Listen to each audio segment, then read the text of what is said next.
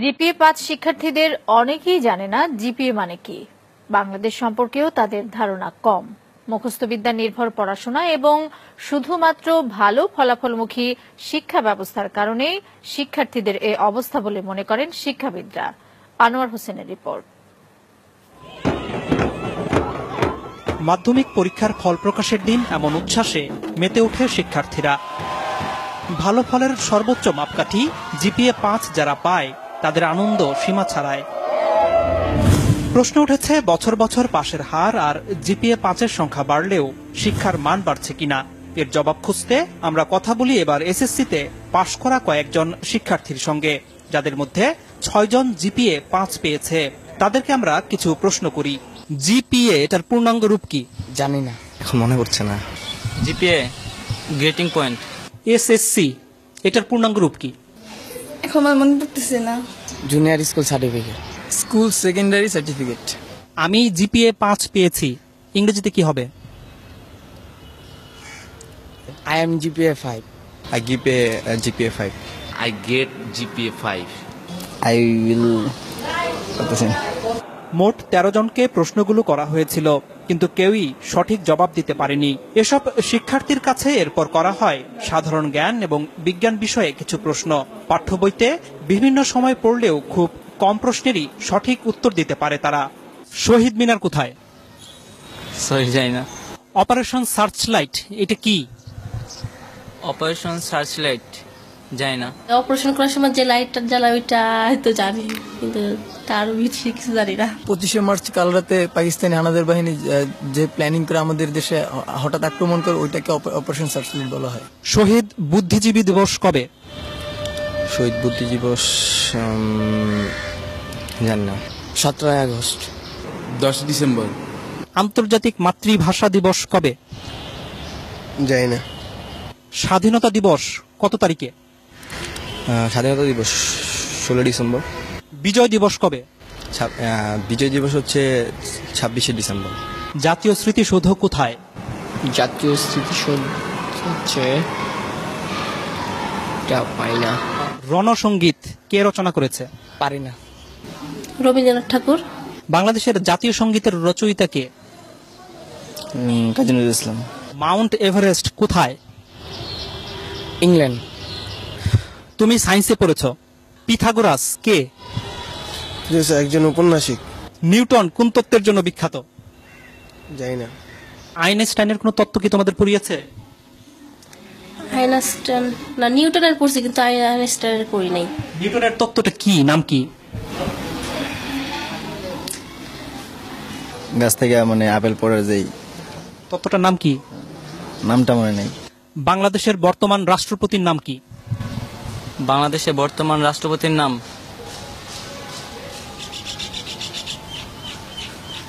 জানি না। রাষ্ট্রপতির নাম হচ্ছে মুক্তিযুদ্ধের সময় বাংলাদেশকে কয়টি সেক্টরে ভাগ করা হয়েছিল? 9টি। নেপালের রাজধানী কোথায়? নেপসুন। তুমি তো কম্পিউটার ব্যবহার করো। ব্যবহার করি মাঝে মাঝে আর কি, এই ফেসবুকে আর কি থাকি, গান টান শুনি। হার্ডওয়্যার এবং সফটওয়্যার এটার মানে বুঝো?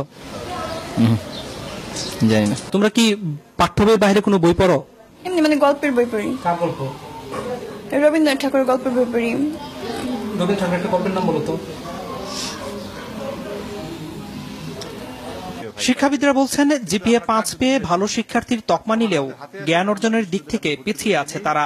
আমরা দেখি বিশ্ববিদ্যালয়ে ভর্তি পরীক্ষায় জিপিএ-5 তারা পাস পর্যন্ত করতে পারে না। তার মানে যারা জিপিএ-5 পেয়েছে তারা যেটা শেখার কথা সেটা শিখে নাই। তার মানে হচ্ছে কি এই জিপিএ-5টা সত্যিকার জিপিএ-5 না, তাদের হাতে জিপিএ-5টা তুলে দেওয়া হচ্ছে।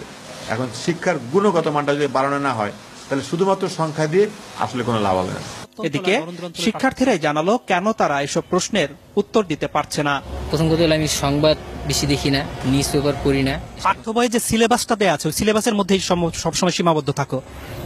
ওগুলো সায়েন্সের সাবজেক্টগুলো একটু বাইরে পড়ি, কিন্তু বাংলা সমাজ এগুলো নিয়ে আমার বেশি ঘাটতে আর কি, বেশি ওগুলো পড়ি না। তবে শিক্ষাবিদরা মনে করেন দেশের সাহিত্য ইতিহাস সম্পর্কেও জ্ঞান থাকতে হবে শিক্ষার্থীদের। বিজ্ঞান বাণিজ্য মানবিক বিভাগের মধ্যে তো আলাদা করা যাবে না। এটা এই দেশের যদি নাগরিক হিসাবে তারা বড় হয় তাহলে তো এগুলো জানতে হবে। কোথায় শহীদ মিনার, কেন শহীদ মিনার, কোথায় স্মৃতিস্তম্ভ, কাদের স্মৃতিতে স্তম্ভ, এগুলো তো জানতে হবে। এটা না জেনে কি করে? তারা বলছে তাদের বাংলা সাহিত্যের ব্যাপারে, ইতিহাসের ব্যাপারে আগ্রহ নেই, মানে এইটা আসলে তাহলে মানে তার কি পূর্ণাঙ্গ শিক্ষা পাচ্ছে? না, একেবারেই না, একেবারেই না। শিক্ষা সংশ্লিষ্টরা বলছেন শিক্ষার্থীরা মুখস্থ বিদ্যা নির্ভর হয়ে যাওয়ায় তাদের এমন দশা। বছরের প্রথম থেকেই যদি তারা কোচিংমুখী হয়ে তারা শুধুমাত্র চ্যাপ্টারগুলি মানে সামারাইজ করে ছোটভাবে ওইভাবে শেখানো হয় নাম্বারের দিকে তাকিয়ে, তাহলে তার জ্ঞান তো বাড়ছে না, মেধাও বাড়ছে না। আমি বলবো যে মেধার অপচয় হচ্ছে। এর প্রভাব পড়েছে চাকরি ক্ষেত্রেও। চাকরিদাতাদের অভিজ্ঞতা বলছে যেসব শিক্ষার্থী ভালো ফলাফল করেছে তাদের একটি বড় অংশই ইন্টারভিউ বোর্ডে ভালো করছে না। ট্রাফিক জ্যাম নিয়ে কিছু একটা লিখতে বললাম, বা এখন হয়তো ওয়ার্ল্ডে কোনো একটা ইভেন্টস হচ্ছে, সে কোনো একটা খেলার টুর্নামেন্ট চলছে, বলি যে এটার উপরে লেখেন, যা মনে হয় আপনি বাংলায় লেখেন, ইংলিশে লেখেন। উদ্দেশ্যটা থাকে হচ্ছে তার সেন্টেন্স মেকিংটা দেখা, থিঙ্কিং প্রসেসটা কি এটা জাজ করা, অ্যাটিটিউডটা দেখা। ফলাফলটা ভালো আসে না। জেনারেল নলেজটা ডেটোরিয়েট করেছে এবং কমিউনিকেশন স্কিলে ডেটোরিয়েট করেছে, বোথ রাইটিং স্কিল এবং ভার্বাল স্কিলটাতে। এমন বাস্তবতায় শিক্ষার্থীদের গুণগত মান নিশ্চিত করতে তারা যেন মুখস্থের পরিবর্তে পাঠ্য বই আগাগোড়া পড়তে এবং পাঠ্য বইয়ের বাইরেও বই পড়তে উৎসাহিত হয়, সে ব্যাপারে অভিভাবক এবং শিক্ষকদের জোরালো ভূমিকা রাখার আহ্বান শিক্ষাবিদদের। আনোয়ার হোসেন, মাছরাঙা সংবাদ, ঢাকা।